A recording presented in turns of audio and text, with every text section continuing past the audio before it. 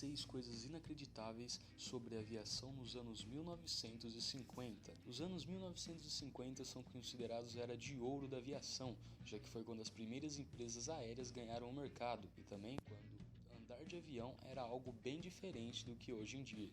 Naquela época, os aviões eram extremamente luxuosos e trabalhar em uma aeronave era considerado algo que te dava muito status, assim como viajar em uma delas. As diferenças começam pelo preço, é claro.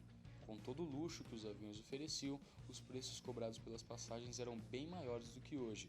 Veja essa e outras diferenças entre viajar de avião hoje e em 1950. 1. Os passageiros podiam quebrar o pescoço com a turbulência. Se você tem medo de voar hoje, é pouco provável que você entraria em uma aeronave nos anos 1950.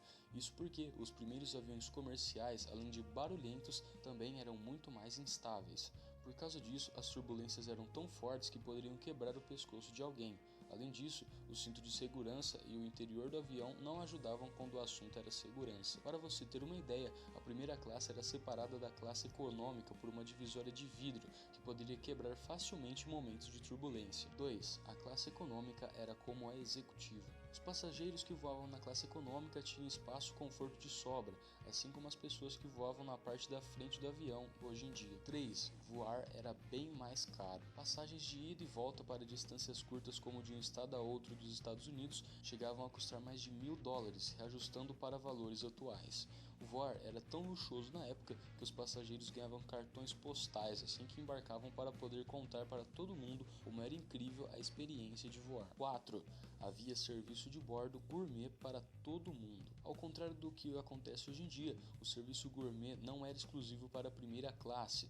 Todos os passageiros tinham direito às refeições completas com vários pratos, como lagosta, além de uísque à vontade. Não era difícil ver passageiros desembarcando completamente bêbados. 5. Era permitido fumar dentro do avião. Outra diferença grande em relação aos voos daquela época e agora é que os passageiros podiam fumar o quanto quisessem, mas apenas depois da decolagem e antes da aterrissagem, porque as pessoas tinham medo de que a faísca do cigarro entrasse em combustão com os fluidos de combustível. 6. As aeromoças eram uma atração. A maioria das comissárias de bordo é mulher hoje em dia, graças a uma herança deixada pela época de ouro da aviação. As companhias aéreas usavam as mulheres como verdadeiras atrações. Elas precisavam usar roupas ousadas para a época, salto alto e havia até mesmo um limite de peso.